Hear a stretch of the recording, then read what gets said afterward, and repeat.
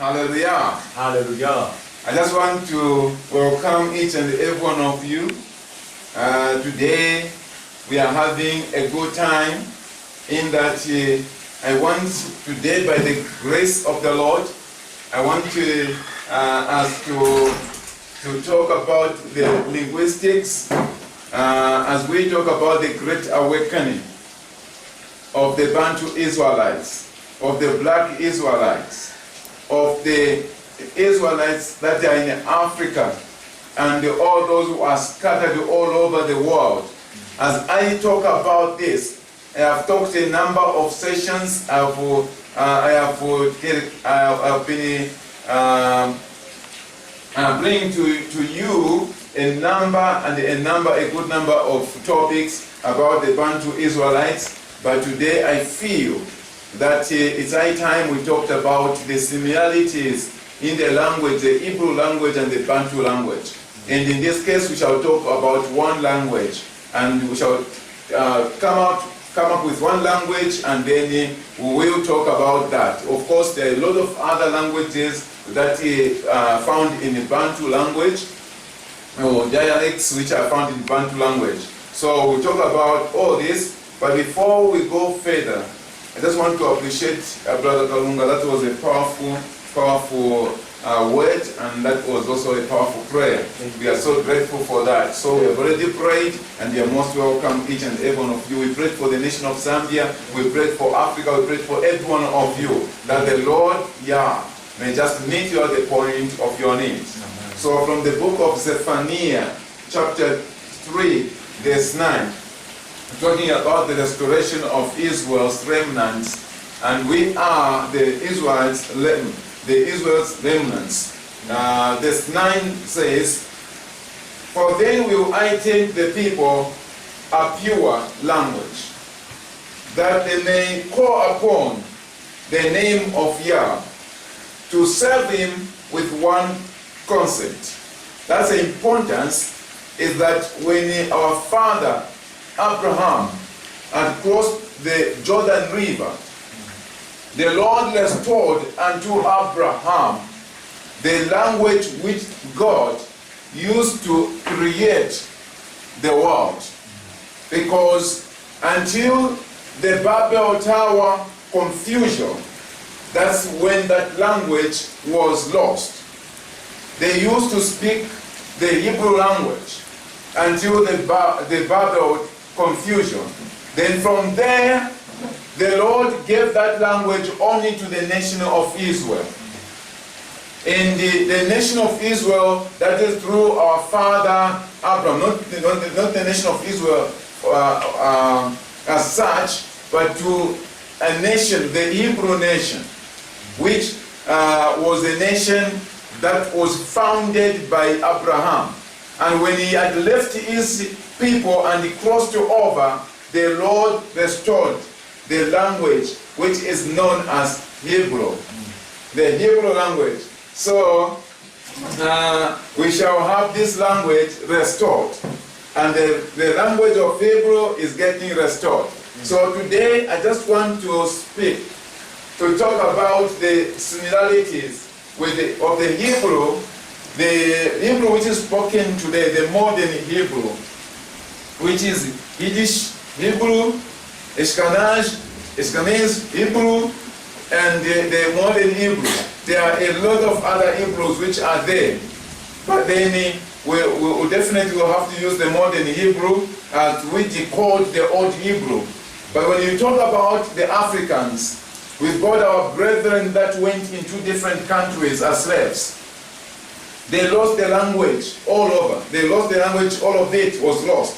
But when it comes to some of the Bantu tribes in Africa, some of them still maintain that Hebrew language. You can still find the ancient Hebrew in one way or another, or the words are able to correspond. So in other words, we are able to reconstruct the Hebrew, the pure language, properly. So welcome to the Hebrew and the Bantu Kaonde linguistic similarities proving Hebrew language is a Bantu or or a Negro language by Bishop Cephas Mangi, a doctor in divinity. So, I want to take the case study using the Kaonde language. Using the Kaonde language, this is because the Lord has given me grace. I was brought up as Kaonde, and I have been to Kasempa where they speak proper Kaonde. I've been to Solwezi, they speak good Kaonde as well. Having at this background, even if I am not so good in Kaonde, but having this background, I feel that I am able to associate with some words. I'm able to add some meanings to some words. Of course, I cannot go deeper because I left Kaonde land it has been many years, ever since I left here, Northwestern Province. So I might not just be as fluent as those who are still there. Then this other language, when we prove on one language, this because when you are doing a study, a case study, you only take one language, you only take one issue. And when that issue, you conclude the issue, then you can thereafter try to relate this subject to other subjects and make a conclusion. So when you talk about the Kaonde language, you will find that these people are coming from Congo. That's where they came from. And of course, if at all we say that these guys could be possible Israelites or Hebrews, then we can also conclude thereafter that most of the language, most of the people, tribes that came through the same corridor, therefore can also be Hebrew people. So that's what we can conclude. So Kaonde by itself, when you talk about Hebrew, Hebrew is a language that changes the consonants so much. They have been changing consonants because we have been falling under people where we had no control. Spurios, like we will go into slavery. You have got no control over your masters. Then your masters mispronounce your word. Then you end up, when you mispronounce your word and then they say it this way. So you end up following what that person is saying. Then you go under another master in another captivity. Again, they give you some other, maybe you want to disguise yourself. You want to learn their language and disguise yourself so that you can live on. Then you end up learning this other language. You take this word, you start pronouncing it the way they pronounce it. So it has got some changes of some sort. So you have to bear with us when we're talking about Hebrew, and even the documents of reference also talk about the same, that Hebrew is known for changing of consonants. And of course there are some of the consonants which have never been in Hebrew, like a J, until 600 AD. So you find that there are some of those things, so you have to bear with us. There are some things which will be changing much. So then let me start from Congo. Let me start from Congo. The kingdom of God does not come with observation.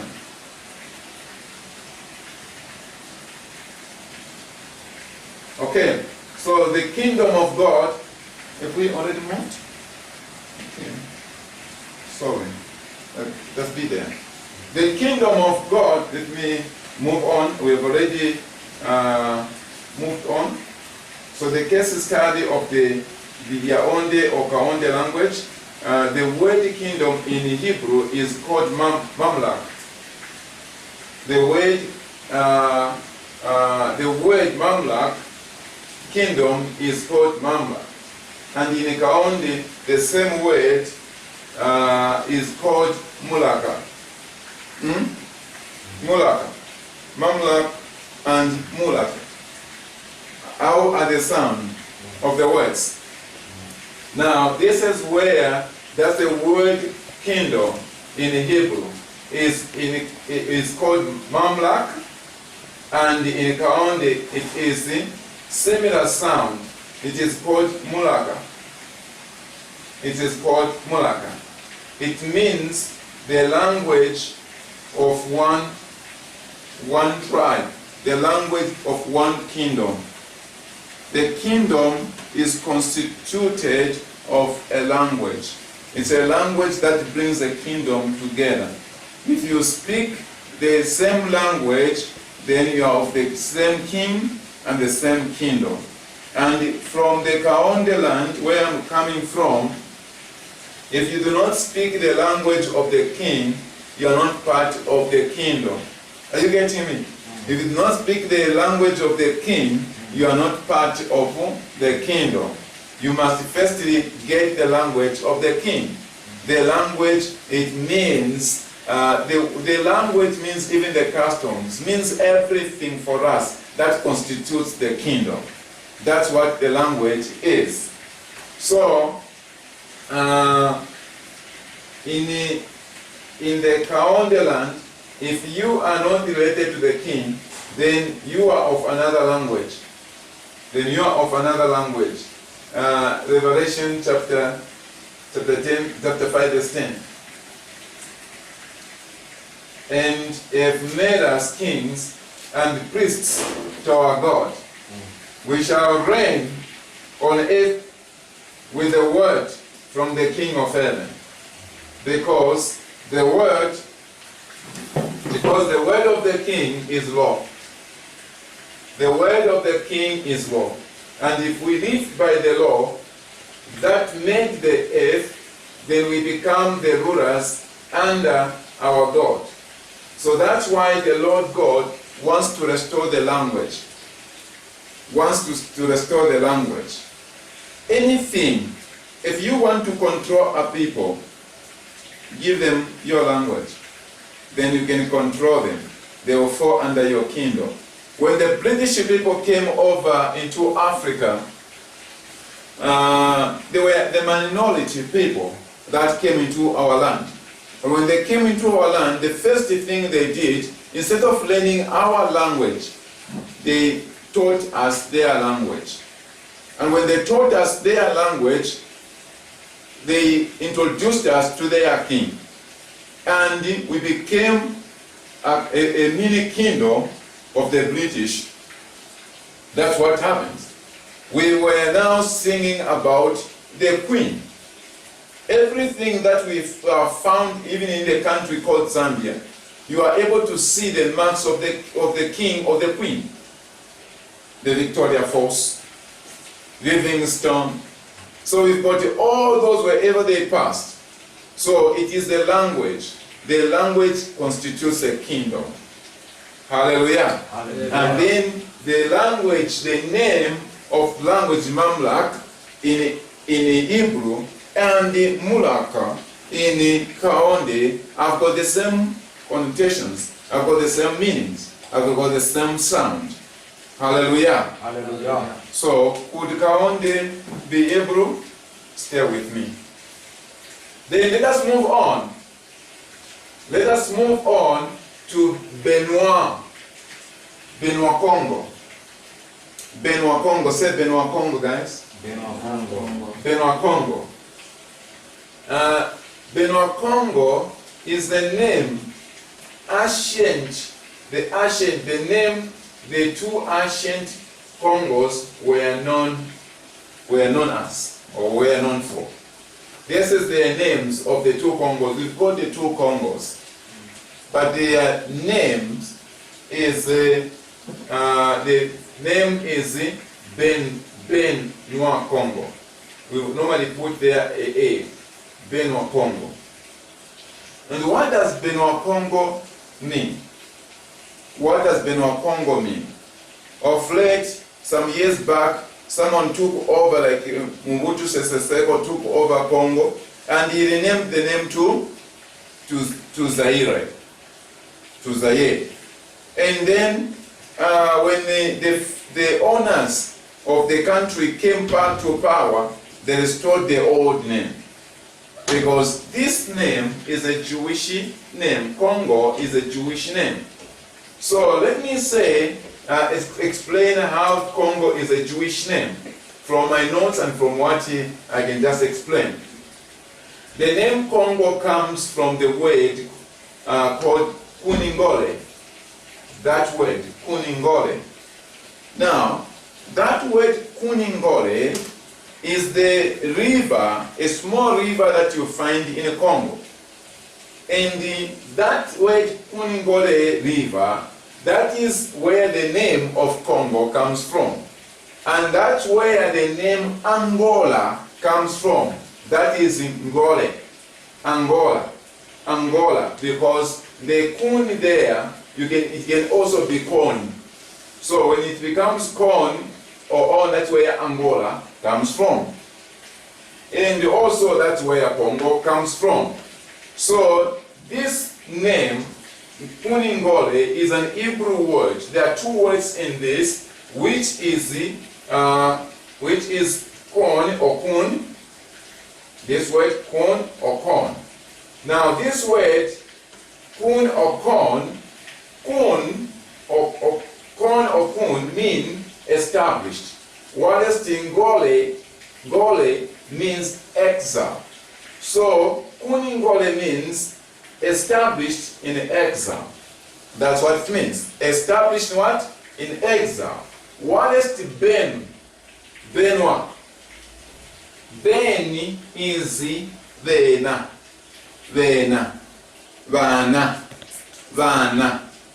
Vana, children.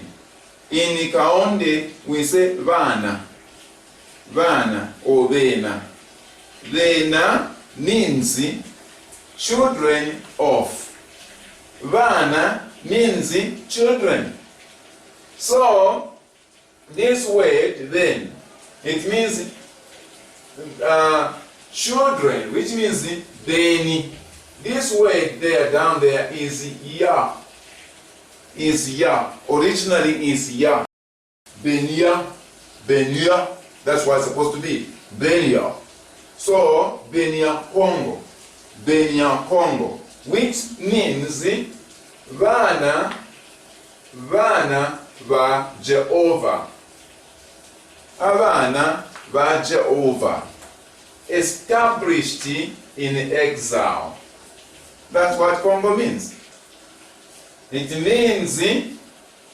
means Beni Ya Kongole.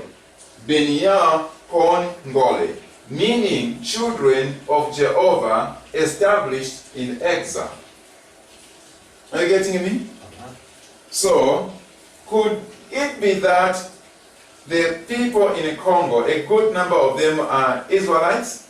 Or that's a mere coincidence? How do you give such things like that, having meanings like that? It could be that there is something. So that brings me to another point, which you could not have known. Maybe you haven't known about the other point about Zambia. We just talk about Zambia. But what is Zambia? If at all we are part of the Congo people, then it can be possible that we are part of the customs and the language of Congo. And not all the Congolese people are Israelites, or can be said as Israelites. There are others in Congo who were selling slaves. There are others who were slave sellers and slave finders. And then there were others who were traders, owners of the businesses for slaves, who are found in Congo, and they are there. Then there are others who were being sold as slaves, who are still there. These who were being sold as slaves are the possible Israelites. They are the possible Israelites, and they are black in color. As you follow my telecasts, which I've been posting on YouTube and Facebook, on the Great Awakening of the Bantu Israelites, you will discover about the proofs that I have given that the people of Israel are black in complexion or dark in complexion. As for Zambia, Zambia comes from the Zambezi River. There is a river, the biggest river in Zambia, and that river is called Zambezi. And the Zambezi River has got its ancient name. And its ancient name for Zambezi River is Yambeshi.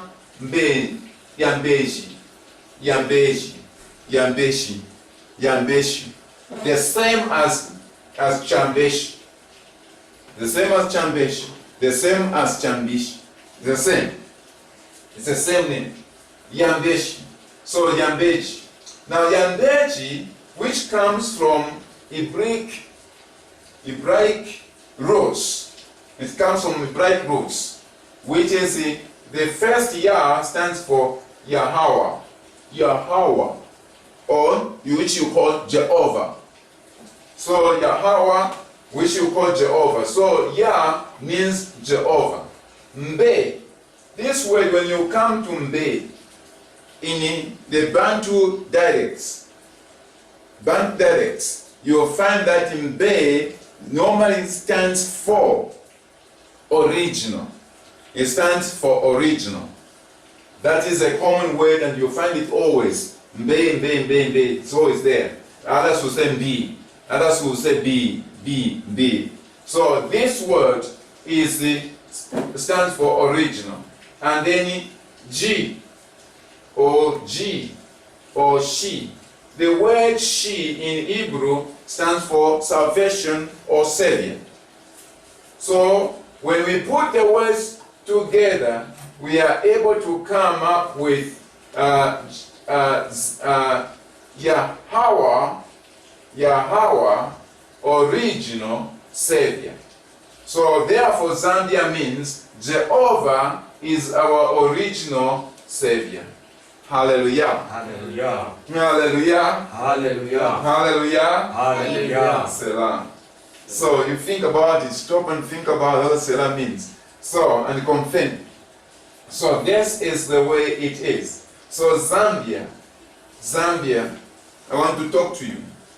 Zambia, you belong to Yah, you belong to Jehovah. And Jehovah is your answer. Whosoever fights Zambia, he fights Jehovah. And Jehovah is, if you are against Zambia in whatever way, you know you are against Jehovah. The Zambia as a Christian nation did not just come by, just by mistake. Even the first president, in their fight for independence and when they became independent, they still recognized God.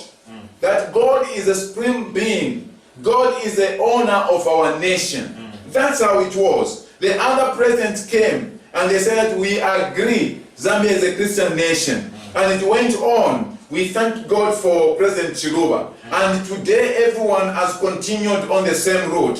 So if you rise in whatever manner to fight Zambia, just know that you are going in a ring with God. Yourself shall be crushed. Your family shall be crushed. You shall have no inheritance in the nation of Zambia unless you repent. So whosoever is spilling blood in the nation of Zambia, just know the God that looketh after Zambia is against you. And not only you, even against your family who are not covered by the blood of Jesus. They shall be haunted, they shall be found, they shall be brought down. And all those who feel that we can bring Zambia to nothingness, you are joking. You do not know where Zambia is planted. This is where Zambia is planted. Zambia is planted on Jehovah. That's where Zambia is planted. Who are you to fight Jehovah, who is over the nation of Zambia? Please, stop it. Those who are fighting Congo, stop it. Those who are fighting Congo, I repeat, stop it. Those who are fighting Zambia, stop it. The honor is just on the door. He has come for these nations. He has come and is not going to let you. You are in trouble. Those who are fighting Central Africa, those who are fighting Southern Africa, those who are fighting the West Africa, a bit of West Africa where the Israelites are also represented, our people are represented. those who are fighting the black Americans, those who are fighting the cities in India, those who are fighting wherever our people have been scattered to. The owner of these people, called the Negroes, called the Bantus, called the Israelites, he is now against you. He has risen because the time of the Gentiles has come to an end. The time for the house of Israel has now come. So I am warning you from the pulpit and using the mouth of God. I am just a vessel being used by the Lord. And I'm warning you to stop whatever you are trying shall turn against you. Yes. Whatever weapon you come against these people I am mentioning, including myself, that weapon shall be used on you. In whatever, whether organic, whether biological, whether viral, whether bullets, whatever it is, for the drop of blood that you spill, and I can assure you, most of your family shall be wiped out and your nation. So be mindful whatever you are doing. A timely warning. Shall we continue? Hallelujah. Hallelujah. Hallelujah. Hallelujah. Wow, I'm liking it all. Let us talk about more of where we are coming from and the Bantu, so that you can get to know a bit of some little history. Hallelujah. I'm doing a book by that way. I'm doing a book, and it will soon be out. This is what the Lord revealed to me on the 27th September 2019. The Lord has been talking to me all the time. He separated me from the church. He separated me from everyone in order for Him to speak to me about what is happening. And He has actioned me for the same. And I'm moving on, and I've got brothers and sisters who are with me, and the whole world of the Israelites are now connected to me in one way or another. Now listen to me. I discovered that the Bantu represents 5% of the population, of the world population. The Bantu speaking people, they represent about that. Yeah, it's going to be still verified. Sorry.